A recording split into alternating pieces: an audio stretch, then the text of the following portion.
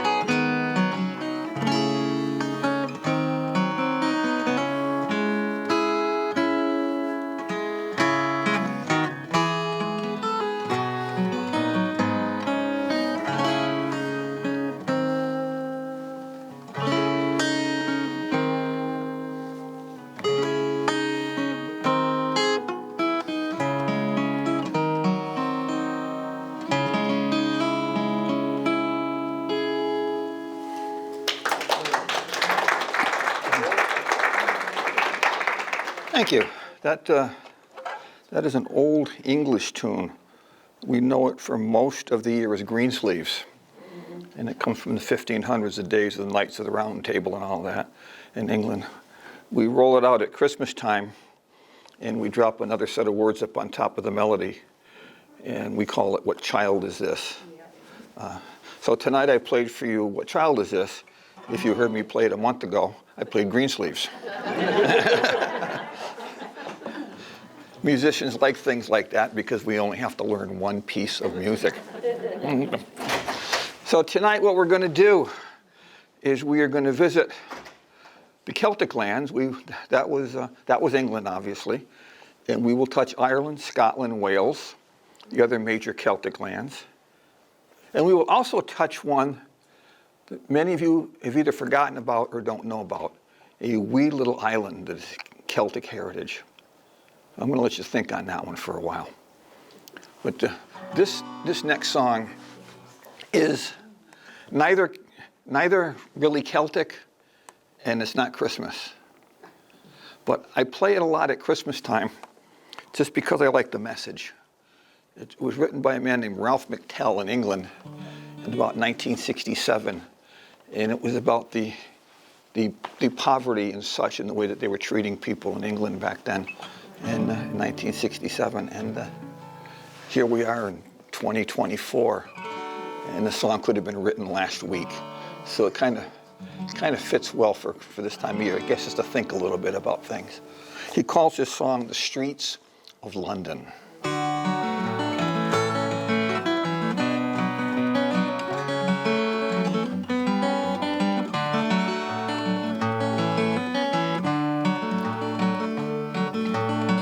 Have you seen the old man in the closed down market, kicking up the paper with his worn out shoes? In his eyes you'll see no pride, held loosely at his side. Yesterday's paper telling yesterday's news. How can you tell me you're lonely? Say for you that the sun never shines. Let me take you by the hand, lead you through the streets of London. I'll show you something to make you change your mind. Have you seen the old gal who walks the streets of London? Dirt in her hair, and her clothes all in rags. No time for talking, she just keeps right on walking, carrying her home into carrier bags. How can you tell me you're lonely? Say for you that the sun never shines. Let me take you by the hand, lead you through the streets of London. I'll show you something to make you change your mind.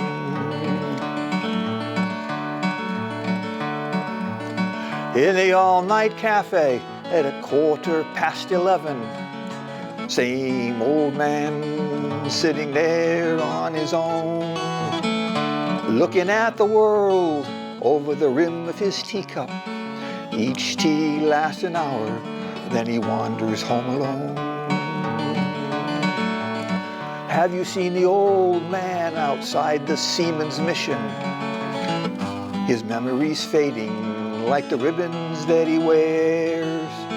In our winter city, the rain cries little pity for one more forgotten hero in a world that doesn't care. How can you tell me you're lonely? Say for you that the sun never shines. Let me take you by the hand, lead you through the streets of London. I'll show you something to make you change your mind.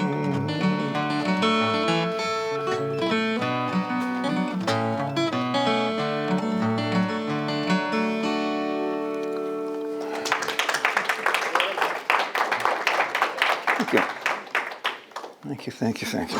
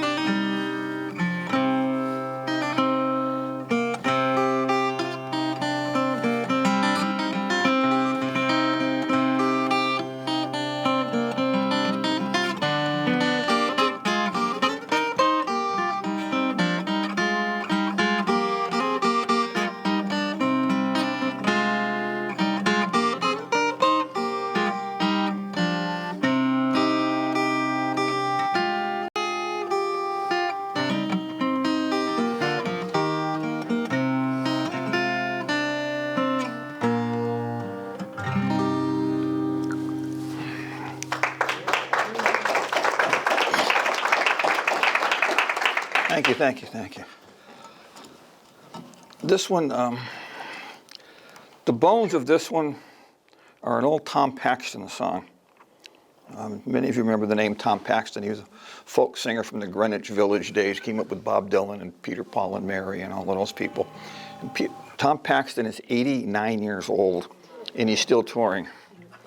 Yeah, that is not a problem that I will have. So he wrote this song, and it's one that might be a little bit familiar to some of you who've heard it. You might have first heard Burl Ives do it back in the 1950s or so. Excuse me, or Peter, Paul, and Mary, or somebody like that.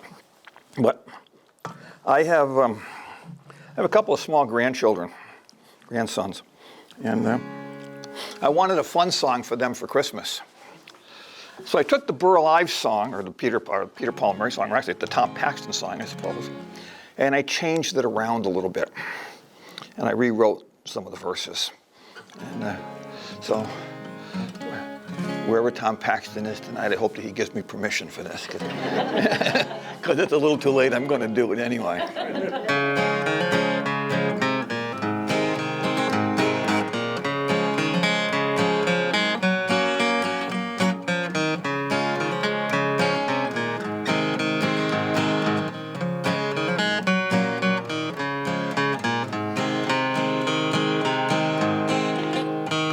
One Christmas morning I awoke, a happy little boy.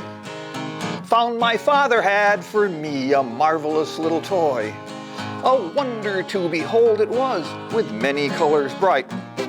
In the moment I laid eyes on it, it became my heart's delight.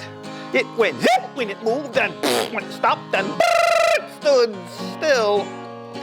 Please don't laugh. It took me a long time to learn that. I never knew just what it was, and I guess I never will. Well, the first time that I picked it up, I had a big surprise. Right on its bottom were two big buttons, and they looked like two green eyes. I first pushed one, then the other, then I twisted its lid. When I set it down again, this is what it did. It went zip when it moved, and when it stopped, and it stood still. I never knew just what it was, and I guess I never will. Well, it first marched left, and it then marched right, and it then marched under a chair. When I looked around again, it wasn't even there. I started to sob, and my daddy laughed, 'cause he knew that I would find it. When I turned around, that marvelous toy came chugging from behind. It went zip when it moved, and when it stopped, and it stood still. I never knew just what it was, and I guess I never will. The years have gone by too quickly, it seems, and I have my own grandboy. On Christmas Day I will give to him that marvelous little toy.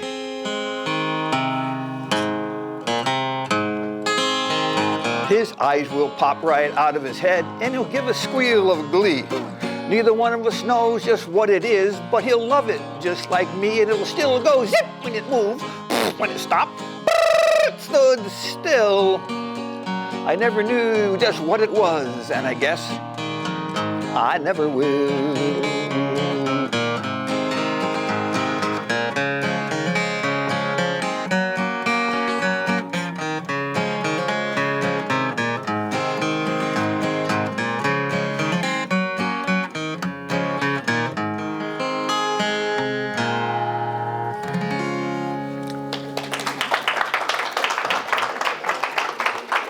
Thank you. That's a fun one. And it occurred to me somewhere in the middle of that song that when I was a wee little boy, when I was brought home from the hospital, when I was just a tiny little baby, I was brought home to a place that's less than a quarter of a mile from where we're sitting tonight. Yeah, the house that I came home to was right up on Hanward Hill, which is just up the street from here.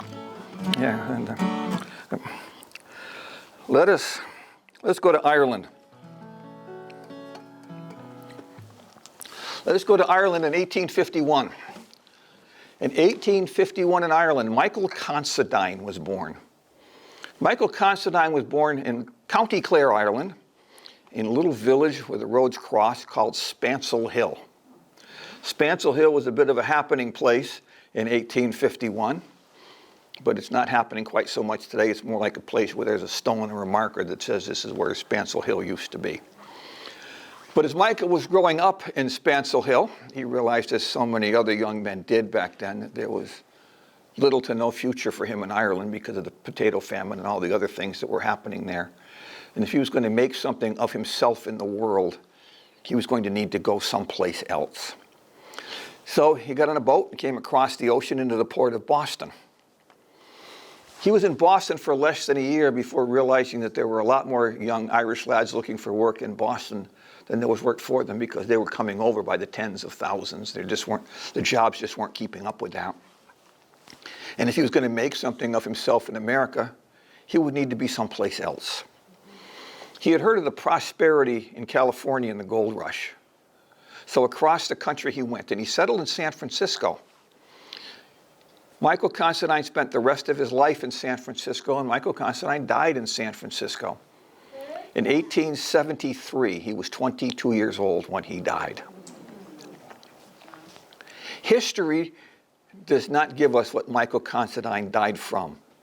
Back in the mid-1800s, they didn't write such things down. It wasn't something they kept a record of. But history does give us this.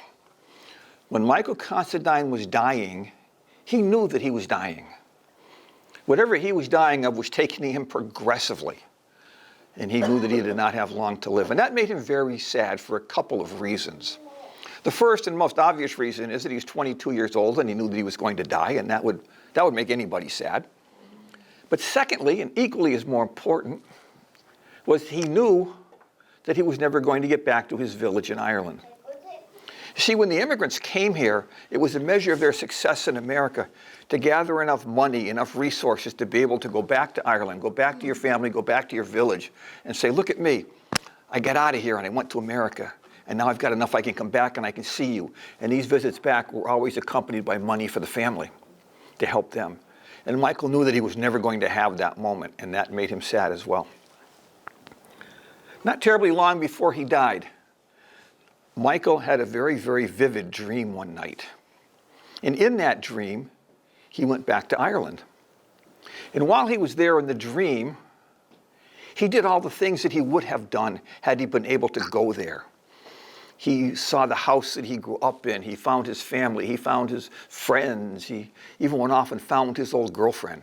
It was a very memorable dream. And when he woke up in the morning, he remembered the dream. And he wrote it down. He made a whole bunch of notes based on the dream. From there, he took those notes and he turned them into a poem. This is the good part. With all that Michael Considine had going on in his soon-to-be short life, he had the foresight to take that poem, put it in an envelope, and mail it back to his nephew in Ireland. That is the reason the poem survived all of these years. This is Michael Considine's poem.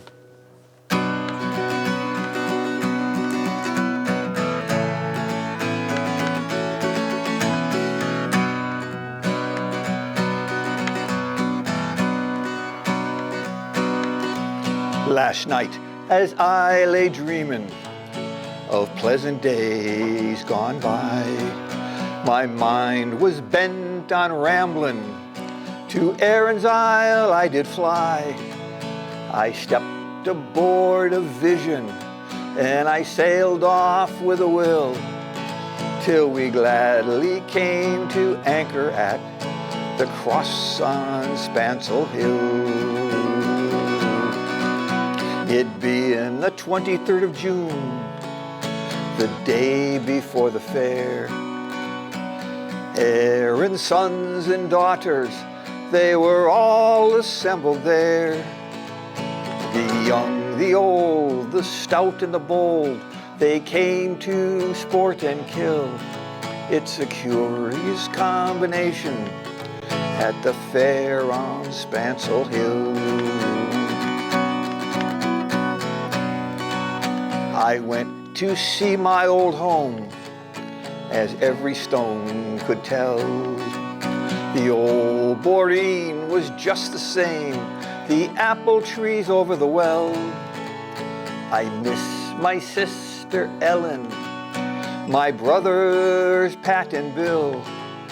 There only were strange faces at the house on Spansel Hill. I went to see my neighbors, to hear what they might say. The old were getting feeble, the young ones turning gray. I met with Taylor Quigley, he's brave as ever still. He used to mend my breeches when I lived on Spansel Hill.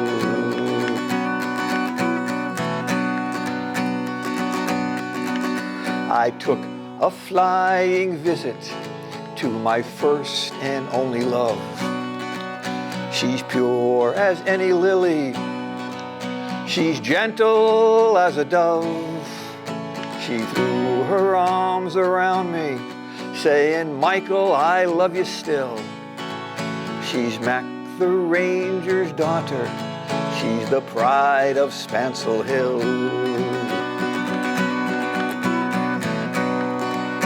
And then I stooped to kiss her, as I did in days of yore. She said, Michael, you're only joking, as you often were before. The cock crew in the morning, he crew both loud and shrill.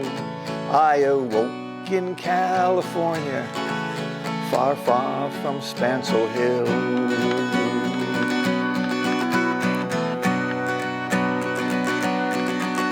And then my vision faded, and tears came to my eyes. I'd hoped to see that dear old land once more before I die. May the joyous King of Angels his choice's blessing spill on that glorious piece of nature, the cross on Spansel Hill.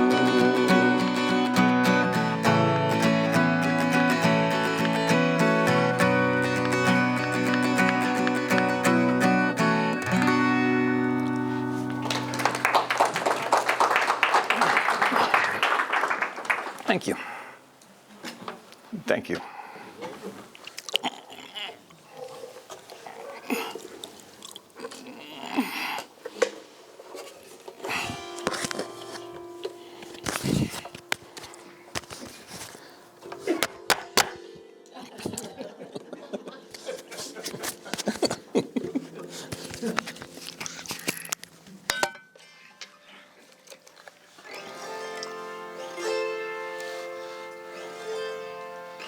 This is when I look up and I see all kinds of things looking back at me. Some of you are having repressed middle school memories at this very moment. I'll explain it in a minute. Let's give it a go and see what happens.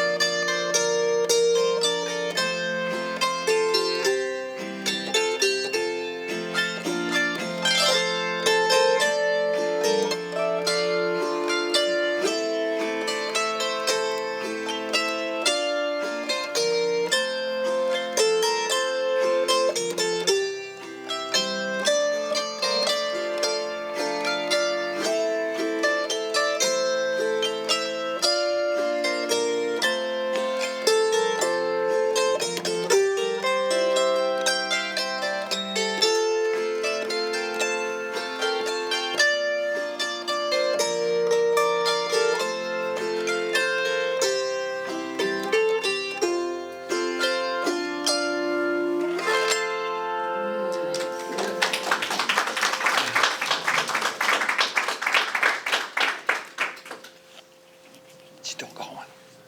It's amazing how much music comes out of something so small.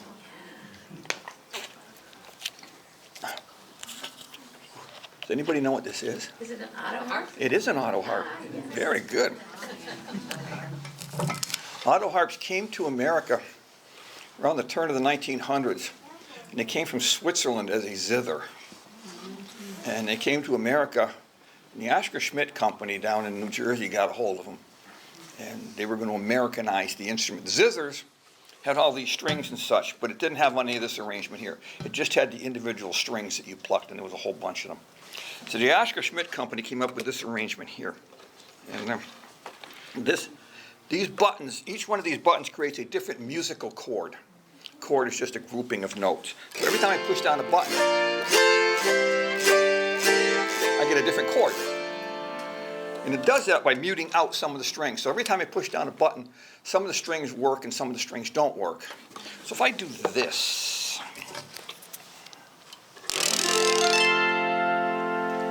that sounds really pretty. But if I do the same thing slowly, you'll be able to hear the strings that don't ring. You ready? They're making a clicking sound.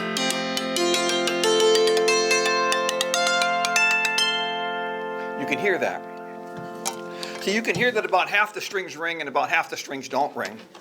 And the combination of strings that ring and don't ring are different depending upon which button I push down. So basically the palette of notes that I have available to me jumps around every time I push down a button. The trick is, when you're finger picking it, is to hit the strings that are going to ring and miss the ones that are going to click.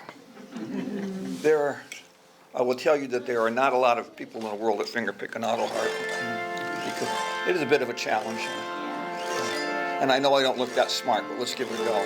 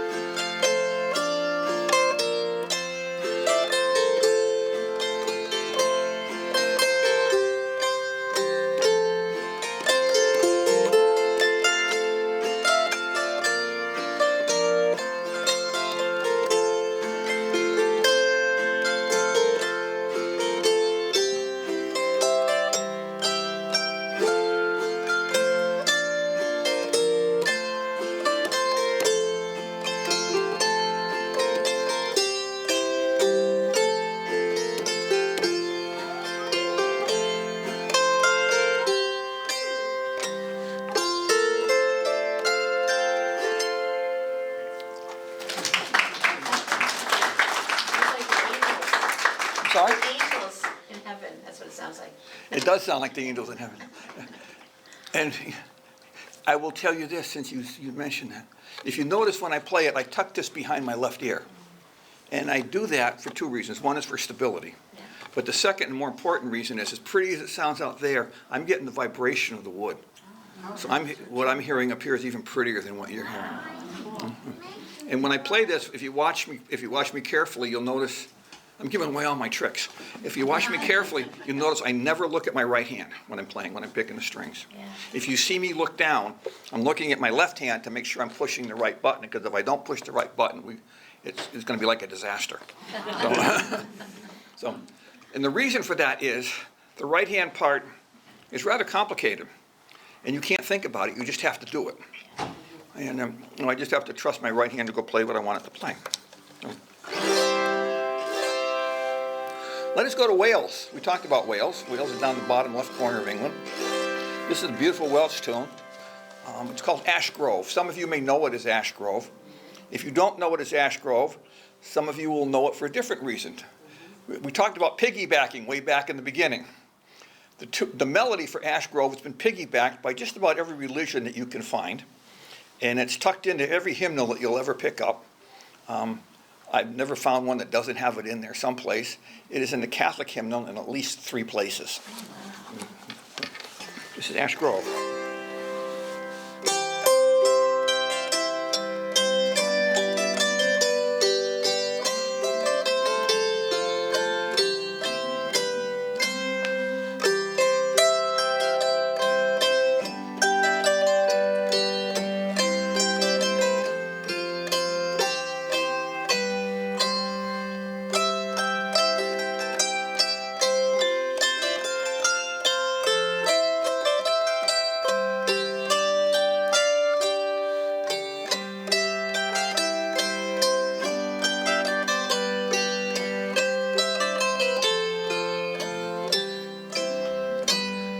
Let's do another Welsh tune.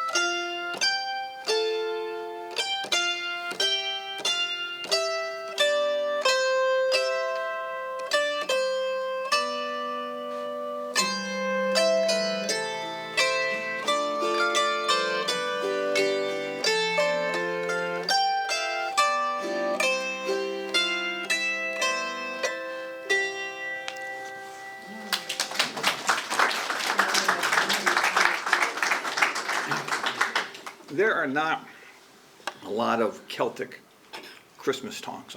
There just aren't. When we hear our Christmas music that is so familiar to us, most of it is European. A lot of it was written in Austria and Germany and places like that. So we have to kind of go down off the top tier of Christmas music, and we have to dig a little deeper to find a Celtic one. This is an English one, an English Christmas tune. It's called the Wexford Carol.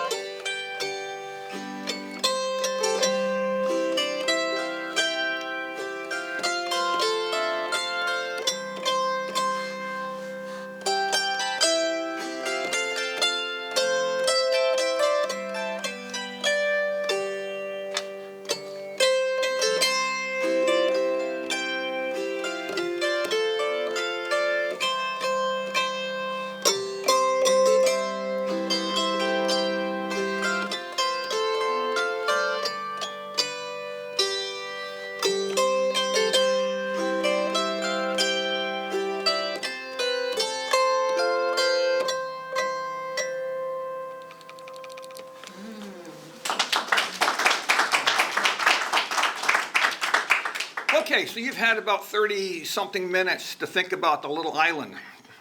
Oh, you forgot all about that, didn't you? I didn't. So I won't even ask you to raise your hand if you know what it is. I'll just pick somebody. Has anybody figured out what the little island is? Yeah? The Isle of Man. The Isle of Man. How did you know that? My grandmother was born there. Your grandmother was born there. Was your grandmother in the Bee Gees? I thought the Bee Gees were the only famous people born on the Isle of Man. The Bee Gees were born on the Isle of Man. The Isle of Man is a tiny little island. It's north to south, it's about 30 miles at its longest, and east to west, it's about 10 miles at its widest. And it's almost exactly halfway between Ireland and England and Scotland, the main peninsula there of the United Kingdom, sitting right in the middle of the Irish Sea.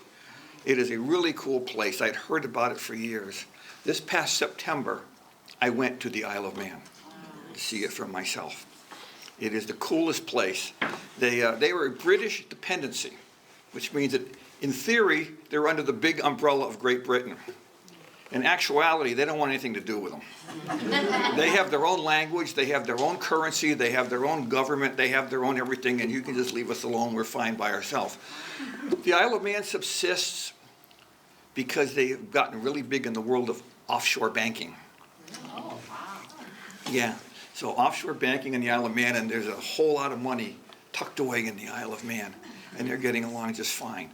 But if you want to travel north to south in the Isle of Man, to get from the southern part to the northern, you have to ride on a steam train powered by coal. Yeah, you get on the train and the guy's shoveling the coal in, and it's pretty level, so you're not trying to climb hills or anything, because if you climb in hills, you have to get off that and get on an electric train. And if you get on an electric train, you can go way up into the mountain, and up in the mountain is the home of the Bee Gees, where they were born. Oh, my goodness. And I thought that this is like a really historic thing, the home of the Bee Gees. This is going to be great. And it's basically, see that red house over there? That's where the Bee Gees were born. Are you going to play some Bee Gees music for us? As a matter of fact, so Douglas, which is the main city in the Isle of Man, which is their big town, is a promenade. It's like the old days when they had the promenade with the hotel on one side and the road and the promenade, the parks, and the ocean on the other. They have one of those. And right in the middle of the promenade, they have a statue of the Bee Gees. The statue of the Bee Gees is 8 feet high. It's 8 feet high, and I know that because I stood next to it, and it's that high. And it's made out of bronze, so it's all bronzed and tarnished and everything. And so their back is to the ocean, and they're facing inland. So when you approach it from the land, you can see the Bee Gees looking at you. The person who told us about the statue and told us how to find it told us to be sure when you go up to the statue to go around the back of the statue. Most people don't go around the back. Go around the back and look at the back sides of the Bee Gees. That's kind of odd. Why? She said, you'll know. So we went down and we found the statue and went around the backside, and this thing, it's sitting by the ocean. It's there 24 hours a day by the ocean, so the bronze is all tarnished and kind of beat up a little bit. You go around the back. The back sides are just polished like you polish grandma's silver. You know that, don't you? This lady's figured it out. And I said, well, why is the backside so polished? And he said, because when the women stand next to the statue to have their picture taken, they put their arm around them and they go like this.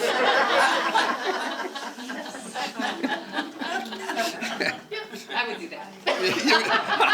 I thought I saw your fingerprints there. Yeah, it's a true story. That is absolutely true. So anyway, the Isle of Man has not gotten around at writing a national anthem. They haven't. This is not one of the things that's important to them, I suppose. So they have an unofficial national anthem. The unofficial national anthem for the Isle of Man is called Ellen Vannin. Ellen, E-L-L-A-N, V-A-N-N-I-N. Ellen Vannin is the Manx. That's their language. That is the Manx word for Isle of Man, Ellen Vannin. If you look up the song, you will find Robin Gibb and some choir singing this song, and it's the most beautiful thing you'll ever hear. It's Ellen Vannin by the Bee Gees, their version of it. So when I got done figuring out the problem with the statue, I said, that's a really pretty tune, and I think it would lay well on the harp. So let's play Ellen Vannin for the Isle of Man.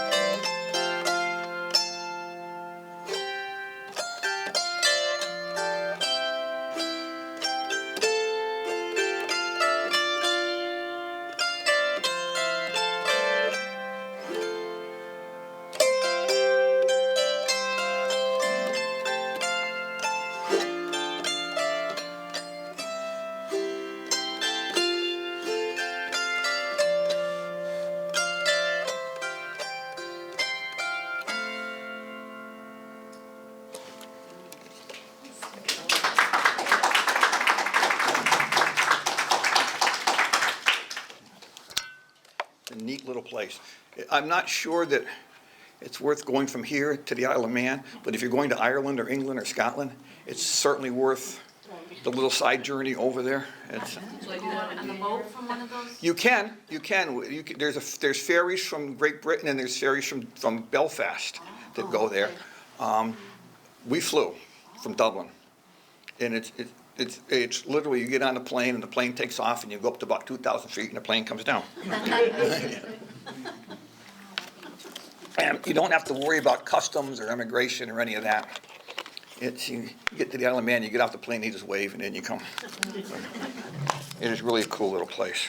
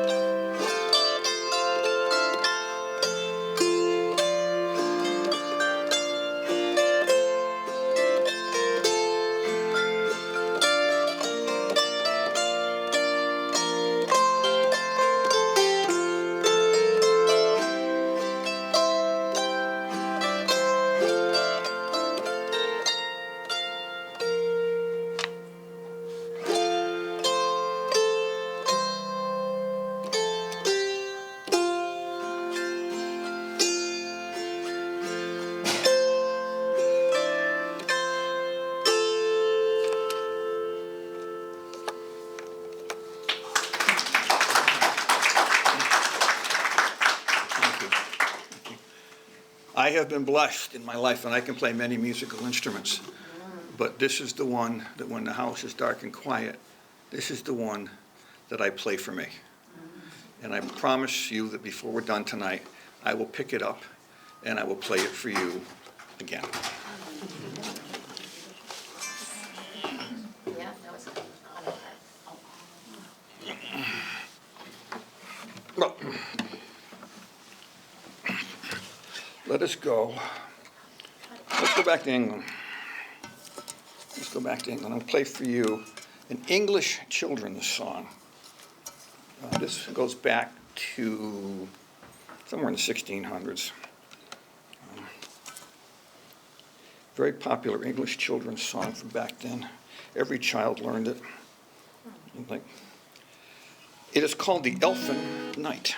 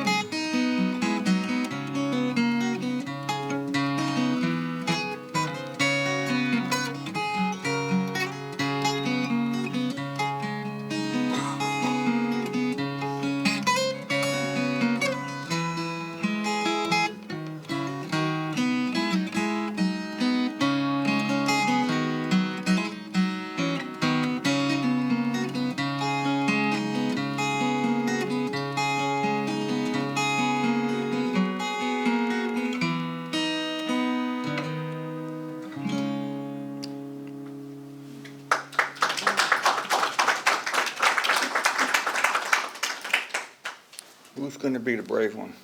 Scarborough Fair. Yeah. It's like Valerie whispered in my ear, and I'm like, yeah, I know. There's one in every group. There it is.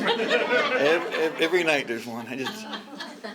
Just took me a while tonight to figure out who it was going to be. It's the two of us. More Simon and Garfunkel. Actually, There you go. the song that you know as Scarborough Fair began in the 1600s as the Elfin Knight, as a children's song. It was a folk song. Let's think about folk songs for a minute and how they morph and change in the definition of folk song. They get passed around from person to person. And things didn't get written down back then. There was no way to record anything. So the minstrel, the guy would go from town to town, and he would teach you that song, the Elfin Knight. And you would play the parts you remembered. You'd make up the rest and teach it to somebody else. So over 400 years, the song is very different when it comes out the other end. Somewhere around 1900, they stopped calling it the Elfin Knight, and they just started calling it Scarborough Fair. But there is a Wikipedia page for the Elfin Knight. And if you go there, you can look up the words from the 1600s. And you will read those words, and you go, oh, yeah, that little bit's in Scarborough Fair. This little bit's in Scarborough. Not a lot of it survived, but there's enough that you'll know that the two songs are connected. Yeah. And since you brought up Simon and Garfunkel, Paul Simon did not write that guitar part. He did not write that. That was written by an English folk singer named Martin Carty in about 1947. When Paul Simon graduated from high school, he wanted to be a folk singer, so he went to London. And he hooked up with Martin Carty, and they toured England together. And Martin Carty taught him the song and taught him that guitar part. And Paul Simon came back. He wrote the second part, the call and answer part. But that's where it all came from. I forgot. I got to put this back on.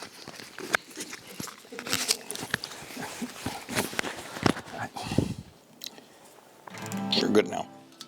In 1855, John Hunt left his home in Ireland, and he came to the United States, just like Michael Considine did. He was another one that had to get out. He came across and he settled in Aberdeen, Maryland. John Hunt spent the rest of his life in Aberdeen, Maryland. He got married, he got a job, he had a house, he had children, the whole thing. John Hunt died in Aberdeen, Maryland, and John Hunt is buried in Aberdeen, Maryland. As I tell you the story and play for you the song that goes with it, please keep in the front of your mind that when John Hunt came here in 1855, he was 13 years old. Let us think about that for a minute. Let us think about our 13-year-old child or our 13-year-old grandchild or our 13-year-old niece or nephew or just a 13-year-old kid who lives down the street. Leaving home, going to a country where they don't know anybody, and they have absolutely no idea what they're going to do when they get there. He just knew at 13 that if he was going to survive in the world, he needed to get out of Ireland and come to America. And John Hunt was just one of hundreds of thousands. Over he came. John never went back to Ireland. He never saw his family again. Back in Ireland was John Hunt's family, and his father, Brian, who could neither read nor write, had the advantage of living next door to the village schoolmaster. So every year he'd go over to the schoolmaster's house, and he would dictate to him a letter. And he would tell him all the comings and goings of the family, who got married, who had children, who died, who bought a house. All the things that we do instantly today, anywhere in the world with a text message, they did once a year with the family letter. And every family letter included a request for John to come back and see his family. And he never did. They never hooked up again. Fast forward to the late 1970s, and a man named Peter Jones is cleaning out a house in Aberdeen, Maryland, an old house. And in that house, he finds a stack of papers. Those papers, I think there's 22 of them in total, were the letters that had been written to John Hunt 100 years earlier by his family. Somehow they had survived.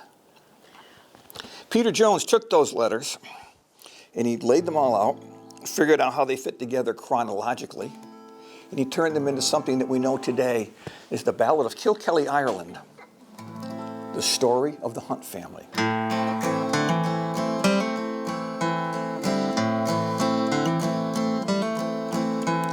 Kilkelly, Ireland, 1860, my dear and loving son John, your good friend the schoolmaster Pat McNamara, so good to write these words down.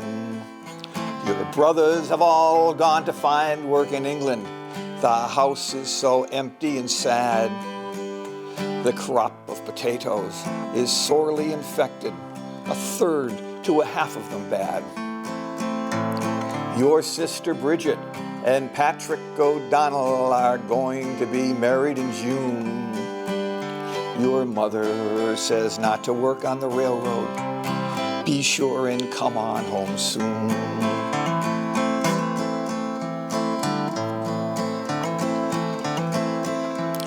Kilkelly, Ireland, 1870, my dear and loving son John. Hello to your missus, to your 4 children, may they grow healthy and strong. Our Michael has got in a wee bit of trouble.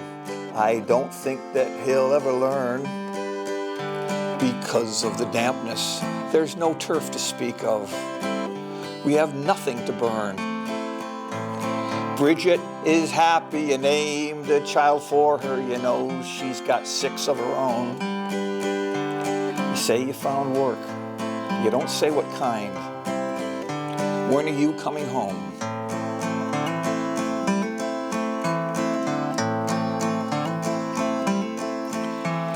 Kilkelly, Ireland, 1880. Michael and John, my sons. I'm sorry to give you the very sad news. Your mother's passed on. We buried her down at the church in Kilkelly. Your brothers and Bridget were there. You don't have to worry. She died very quickly. Remember her in your prayers. It's so good to hear that Michael's returning. With money he's sure to buy land. The crop has been poor and the people are selling at any price that they can.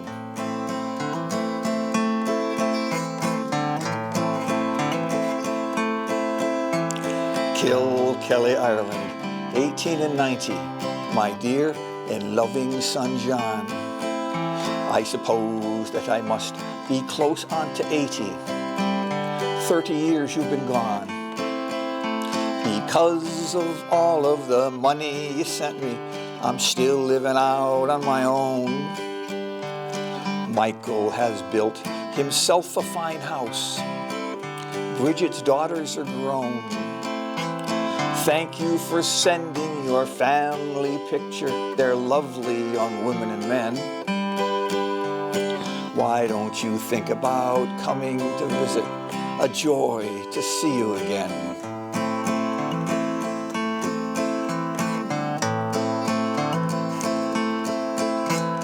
Kilkelly, Ireland, 1892. My dear brother John, I'm sorry I didn't write sooner to tell you. Father is gone. He was living with Bridget. She said he was cheerful, healthy right up to the end. You should have seen him play with the grandchildren of Pat McNamara, your friend. He buried him alongside of Mother down at the Kilkelly churchyard.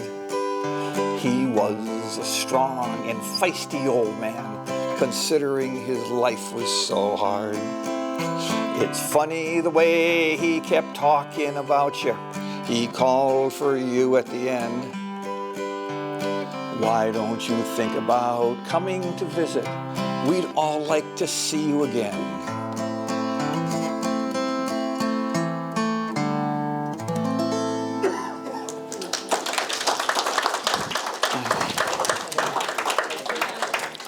That one is special. That one is very special. And over the years and decades that I've been playing it, I play it every day, someplace wherever I am.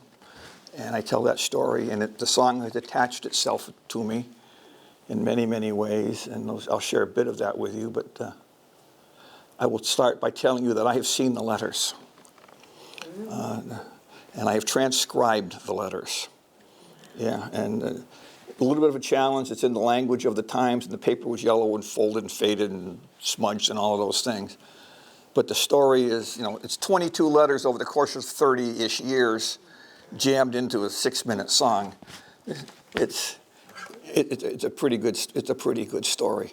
And I tell you all that to tell you this. If you go to my website, and there's some cards around here somewhere with my website address on them, or you could just find it by Googling me.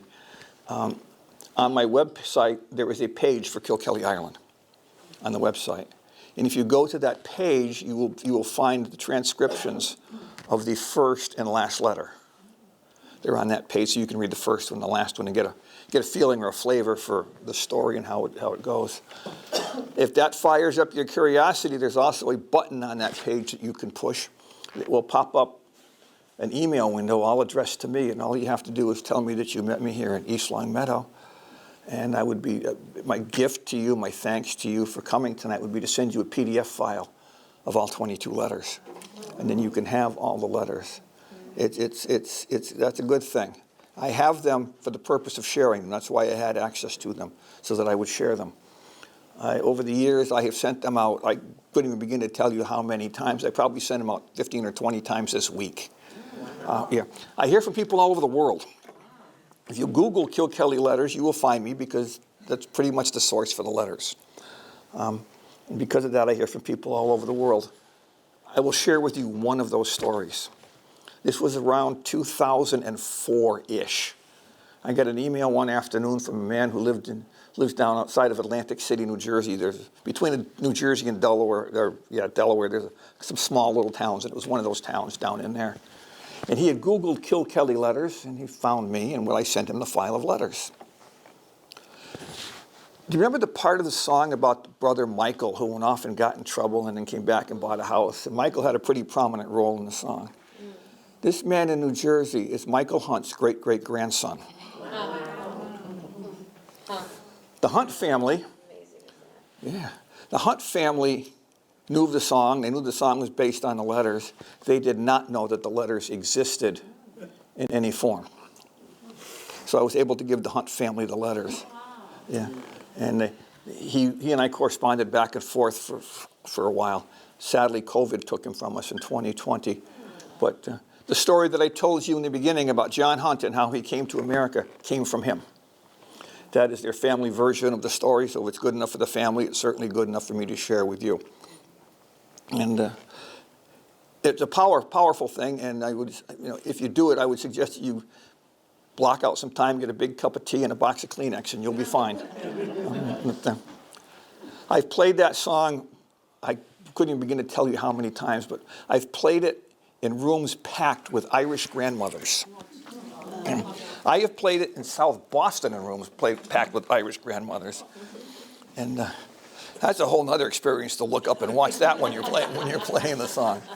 But I will share something with you about an Irish grandmother that I have learned from watching from the front. An Irish grandmother is capable of hiding an entire box of Kleenex on her person.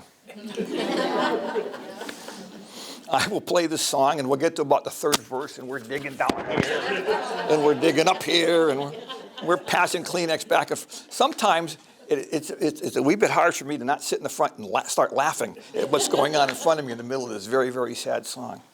But if you have any interest at all, please take advantage of reading the letters. They are quite special, and I'm happy to share them with you. It has been an honor and a privilege and a joy for me to come to East Long Meadow and play for you tonight. This is the equivalency of a home game for me. I travel the Northeast. I travel the Northeast and upstate New York and all kinds of places. It took me 14 minutes to get here tonight. It's a nice, easy ride. I live in Wilbraham, so it's very close by. So I will think of that tomorrow night when I'm up in Barry, Vermont, which is nowhere near anything if you've ever been up to Barry, Vermont. But it has been a joy for me to play for you tonight. I promised you that I would come back to this because it is just special. Play a couple more on the harp. The first one is my favorite Christmas tune to play on the harp. Favorite to the point that I'm liable to pick it up in July and play it, just because I like to play it. And then I will finish us off tonight with the tune that ends all Scottish music sessions all over the world. Sorry? You are smart when you are. I was born in Scotland. You were born in Lived there Scotland? For a long time. Yes. Yeah. I'm thinking about the trunk of letters that are in my mother's garage that my brother said to me not too long ago. What are we going to do with all those letters? I'm like, read them. Because our family history is in those letters. Now you know why it's important. Yep. All right, I'm going to tangent here for a minute. Whereabouts in Scotland? I was born just outside Edinburgh in Livingston. Okay. And then as an adult, I left school. My parents were the immigrants. 1965, I was 5. Over we came, looking for work. Well, my dad was actually recruited. Yeah. Anyway, I went back when I was 18, and I lived there for over 20 years. I've been back on this side for 20 years now, 21 years. So I've been half and half, and I lived in Fife for many years, in the east of Fife. My family's from Paisley. My family's from Paisley. Oh, right, okay. Yeah. Yep. I am second, third generation American. Yeah. My DNA test says I'm 83% Scottish. I'm not even going to do a DNA test because I know I'm 100%. There's a little Viking in there, you know, when they invaded. There's Viking, there's Viking in there because there's Viking in everybody from the Celtic lands. Yep. So, but if you do the DNA test, you talk to the DNA people, they'll tell you just add the Viking to what, you know, if it's Ireland, just add the Viking to the Irish. If it's Scotland, just add it in because the people that have been in Scotland forever and their families never left Scotland have Viking blood in them. We're the only ones out of the whole family that left Scotland. Yeah. Everybody else is still there. In fact, my mother's about to turn 90. 38, but maybe we can do her birthday on the 2nd of January.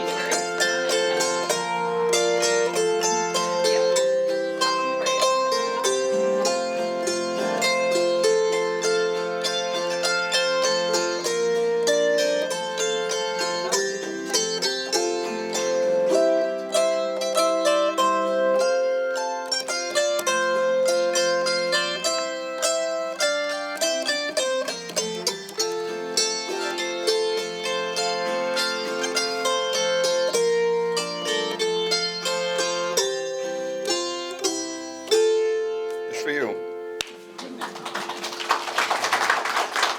I think it's for me too. Now we get the tissue. Where's all the tissue? He needs her Kleenex. Can I share with you the story about how I know I'm at 83%? You may go home if you like, but this is really a cool story. This is a really cool story. So my dad was a drummer in a bagpipe band. And we were very, very Scottish. He was Scottish to the core. And when I was growing up, the music that played in the house was the Scottish folk songs and Scottish bagpipe music and all of that. And that's all I heard as a child growing up. So it was just normal for me. So when I became a dad, I have 3 boys, and that's how I raised them. We would get in the car, and I would pop in bagpipe music and Scottish folk songs, and off we'd go for 5 hours in the car. And they didn't like any part of that whatsoever, but that's just what was normal and natural for me. So I'm condensing this as much as I can. This is probably 6 or 7 or 8 years ago now. My birthday rolled around, I went out to the mailbox, and in the mailbox was a package from one of my sons who has moved away. But I thought, as you're a parent, your children have moved away, the first thing you think of, they remembered me on my birthday, isn't this wonderful? And I took the package in the house and I put it on the counter and I opened it up. And inside the box was a test kit from Ancestry.com. So I called my son and I said, thank you for remembering me. What's your point? And he said, well, Dad, when my brothers and I were growing up, it was Scottish this and Scottish that, and all those things. And now we're going to find out exactly how Scottish you really are. So those of you that are parents will know that when I got the test result of 83%, how much fun I had calling my son. I even got him out of bed one morning. I said, get up, I got, you know. So that's how I got to 83%. Thank you. So, thank you for coming out tonight. I'll be around afterwards if you have any questions.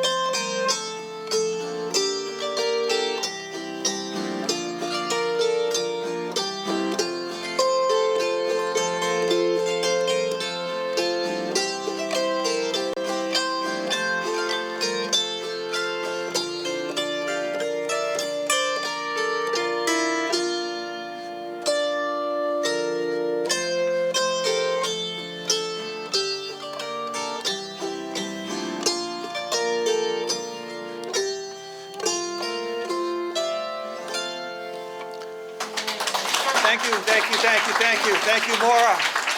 Thank you for arranging this. Thank you for bringing me back.